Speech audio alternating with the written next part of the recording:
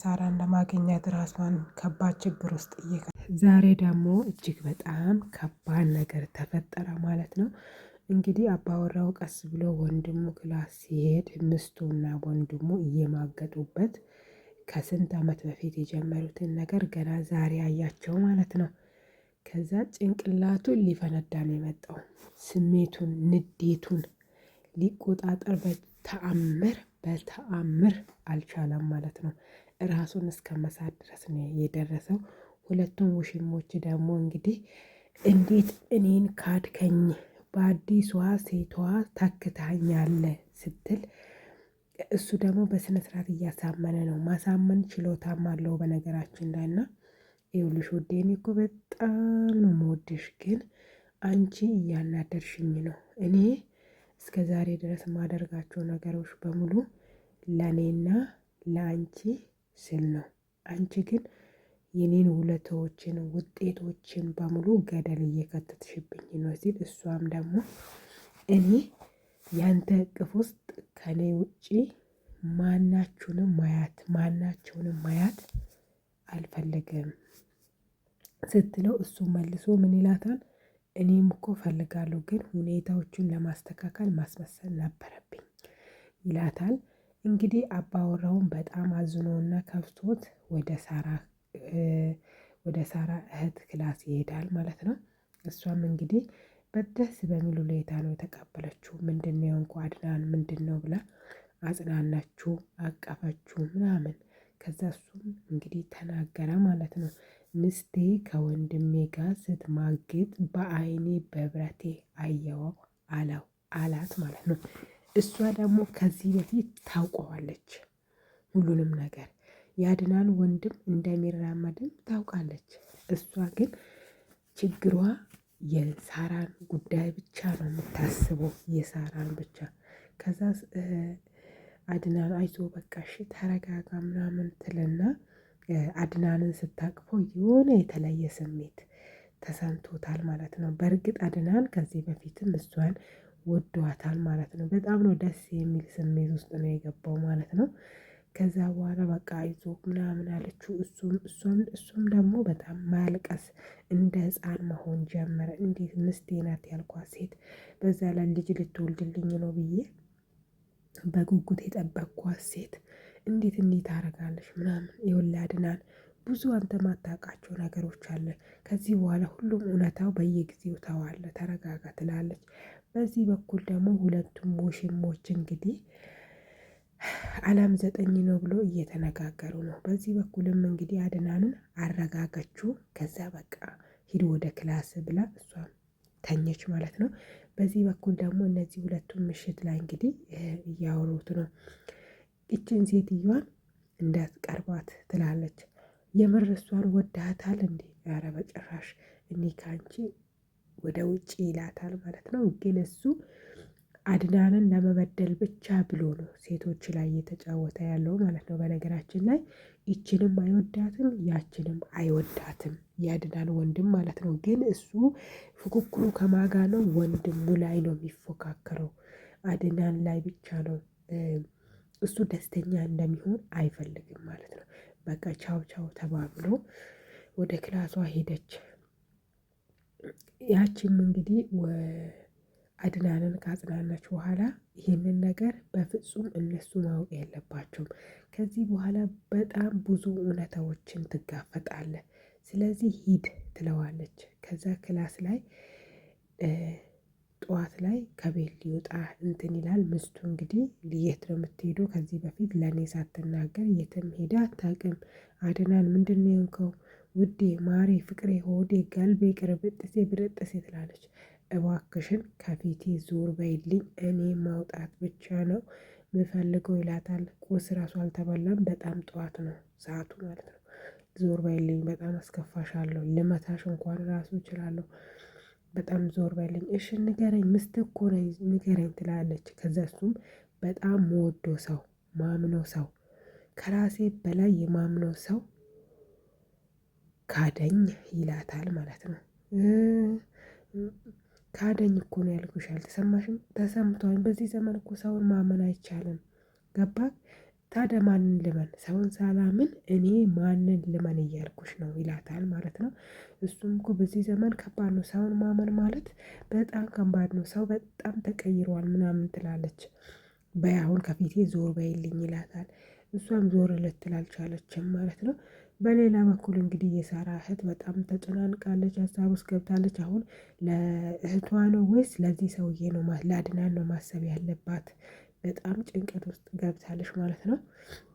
የምታደርገውን ነገር ጠፍቷታል። እዚህ ጋር እውነታውን ሁሉንም ለአድናን ነግረ ከዚህ ቤት ልትወጣ እያሰበች ነበር። ባህል ላይ እንግዲህ መታ እንግዲህ ከእሷ ጋር ማውራት ይጀምራሉ ማለት ነው። ይኸውልሽ አድናን ጠዋት ከቤት ሲወጣ አንቺን አግኝቶሽ ነበር እንዴ? እንዴ በጠዋቱ እኔን የሚያገኘኝ ባለቤቱ መሰልሽኝ እንዴ? አላገኘሁትም፣ አላወራሁትም፣ አላየሁትም አለችው ስትል እንግዲህ ምን ተፈጥሮ ነው? የተፈጠረ ችግር አለ? ልትነግሪኝ የምትፈልጊው ነገር አለ? ትላለች የሳራ እህት። ይኸውልሽ ምንም የተፈጠረም ነገር የለም፣ ምንም የለም። ልትነግሪኝ አንቺ የምትፈልጊው ነገር አለ? ጠየቁሽ እንጂ ሌላ ጥያቄ እኔን ጠይቅኝ አላልኩሽም ትላታለች። እሺ በቃ አንቺ ነሽ እኮ መጥተሽ የጠየቅሽኝ እንጂ እኔ ወደ ክላስሽ አልሄድኩም አይደለ? ትላለች። እሺ በቃ ምን ትፈልጊያለሽ ምናምን ትላታለች። መሀል ላይ ማለት ነው ዮሐና ይኸውልሽ የሆነ ነገር መጠየቅ እችላለሁ? ምንድነው የምትጠይቀኝ? ስትል እህቴ ሳራ በስተጀርባ ላይ ያንቺም እጅ እንዳለበት እየደረስኩበት ነው። እንዴት እየሆነ ነው? ባለፈው ትንሽ ልትነግሪኝ ይዘሽ ነበር። አሁን ሁሉንም ነገር ልትነግሪኝ ትችያለሽ? አልችልም። የዛን ጊዜ ከሱ ጋር ስለተናደድኩ ብቻ ነው እንደዛ ያልኩት እንጂ አላልኩሽም ትላለች። ይኸውልሽ አንድ ቀን ከጨዋታ ውጪ ትሆኛለሽ አለቻት ማለት ነው። እንግዲህ አድናን ደግሞ መጠጥ ቤት ገብቶ እንግዲህ በደሌ ነው ምንድነው የሚባለው እንግዲህ እሱን በቃ ብዙ ነገሮችን ከዚህ በፊት የነበሩትን ነገሮች እያስታወሰ ወይኔ አድናን እያለ መጠጦችን እየጠጣ ነበር። እሷ ደግሞ ወደ ውሽማዋ ጋር ትመጣና ለምንድነው ለሷ የጆሮ ጌጥና ጫማውን እኔ እንደሰጠውኝ አርግታ የተናገርከው? አሁንም ከጨዋታ ውጪ ልታረገኝ እያሰብክ ከሆነ እውነቴን ነው የምልህ አጠፋሃለሁ፣ ታያኛለህ። እኔ ገና ማን እንደሆንኩኝ አላወቅም ማለት ነው። እውነቴን ነው፣ ምንም አልራራልህም፣ አጠፋሃለሁ ምናምን ትለዋለች። ይኸውልሽ ተረጋጊ አንቺ። እሷ እኮ አንቺንና እኔን ለማጣላት ነው። ልታጣላ እኮ ትፈልጋለች። አንቺ እጅ እየሰጠሽ ነው። ተረጋጊ። ኧረ እባክህ እንደዛ ነው እንዴ? ጭራሽ እኮ ነብሰ ገዳይ እኔን እያረካኝ ነው። ነብሰ ገዳይ እያረካኝ ነው። አንተ ገላጦሱን ወደ እኔ እያዞርክ ነው ማለት ነው እንዴ? ቆይ ምን እያሰብክ ነው ምናምን ትለዋለች። እንደውም አንድ ሀሳብ መጣልኝ። እቺ ሴት ከዚህ ቤት እንደምትሄድ የሆነ ነገር ማድረግ አለብን። ምን? ደብዳቤ እንጽፍላታለን ያለችበት ቦታ የሚገልጽ። ከዛ በኋላ ወደዛ ነይ የሚል ደብዳቤ እንጽፍላታለን። ከዛ ትሄዳለች ማለት ነው።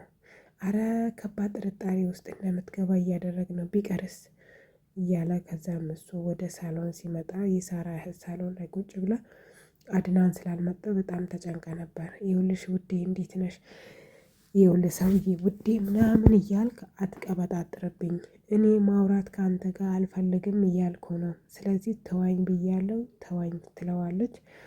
ይኸውልሽ የኔ ውዴ የኔ ፍቅር አሁን ስለተናደድሽ ከኔ ጋር ምንም ማውራት አትፈልግም፣ ግን ይቅርታ ልጠይቅሽ እፈልጋለሁ።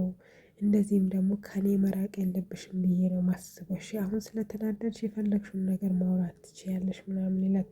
እኔ ስለተናደድኩ ሳይሆን ላገኝህም ላይህም አልፈልግም፣ ዞር በልልኝ። እህቴን የሆነ ነገር እያረከው አንተ ነህ። ስለዚህ አላምንህም። የእህቴ ጀርባ ላይ አንተ እንዳለህ ውሽማክ ነግራኛለች። አልፈልግም፣ ዞር በልልኝ። አንድ ቀን ግን ሁሉንም እውነታዎቹን አወጣለሁ ትላለች። ኧረም ውዴ አንቺ እንደምታስቢ እኮ አይደለም። እሷን እኮ እኔ ራሴ እኮ በጣም ወዳት ነበር።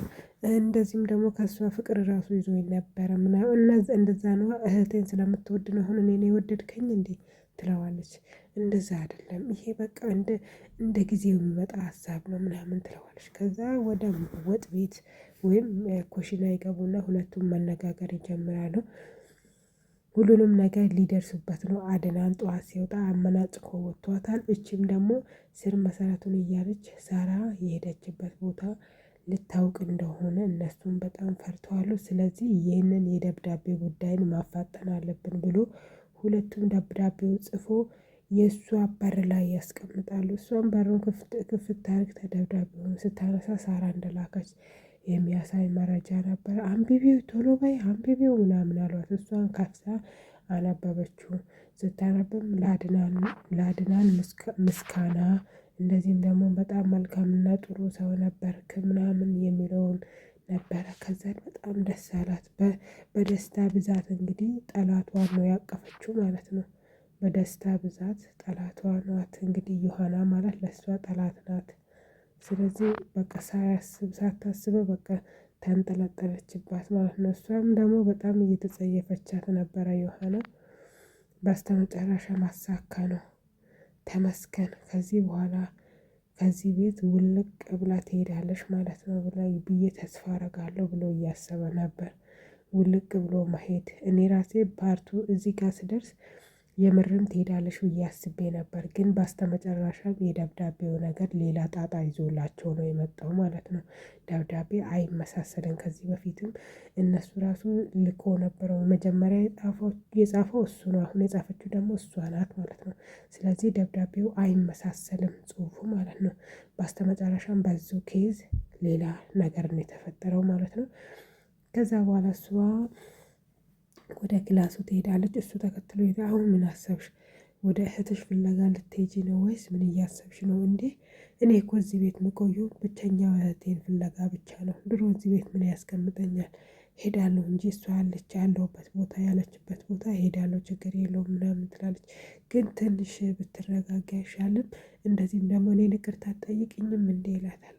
ቅድምም እኮ ይቅርታ ጠየቅኩ በቃ ትለዋለች። ጥሎ ይሄዳል። ከዛ እሷ ደግሞ አሁን በጣም ደስ ብሏታል።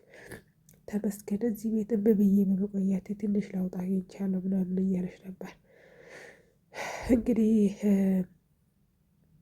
አድናን አለመምጣቱ ሁሉንም ሰው አስጨንቆታል ማለት ነው።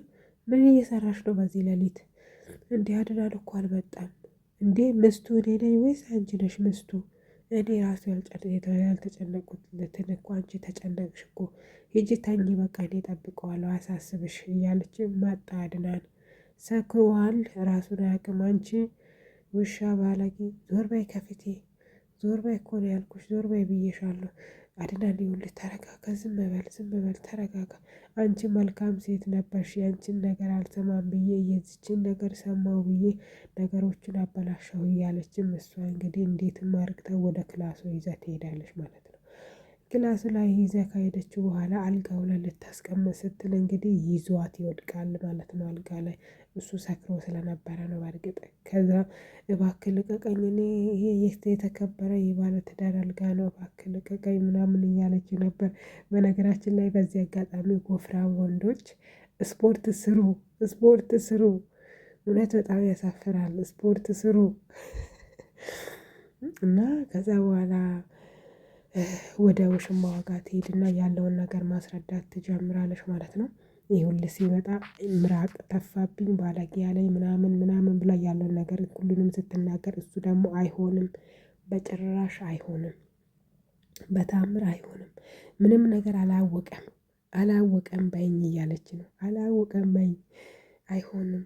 ታዲያ እሷስ ይላታል። የሳራ እህትስ ወደ እኔ ክላስ ገቡ እንዴ? አንቺ እዚህ ምን እየሰራሽ ነው ታዲያ? ሂጂ እንዴ በገዛ አልጋሽ ላይ እንደሚማግጡ ዝም ልትይ ነው እንዴ? ሂጂ ይላታል። እሷ ደግሞ አልሄድም አለችው። ወይኔ እኔ ብቻ ነኝ እዚህ መሬት ላይ ደስተኛ መሆን ያለብኝ እያለ ነው። ንጋታው እንዴትም ሆኖ ነጋ። ሲነጋ ባሏ ላይ ምስቱ ታፋጥጥበታለች ማለት ነው። ማታ ምንድነው ያልከኝ? ምንድነው የተፋህብኝ? ምንድነው የተፈጠረው? ስል ዞር በይ እኮ ነው የምልሽ፣ ማውቀው ታሪክ የለም፣ ዞር በይ ብዬሻለሁ፣ ዞር በይ እያላት ነበር ማለት ነው። ለማንኛውም እርጉዝ ነኝ ዋጋ አስከፍልሃለሁ ብላ ጥላት ሄዳለች ማለት ነው። የሳራ እህት ደግሞ ወረቀቱን ለእሱ ልታሳየው ትመጣለች። ፊልሙ በእንደዚህ አይነት መልክ ተጠናቀቀ። እንገናኛለን። ቻው ቻው።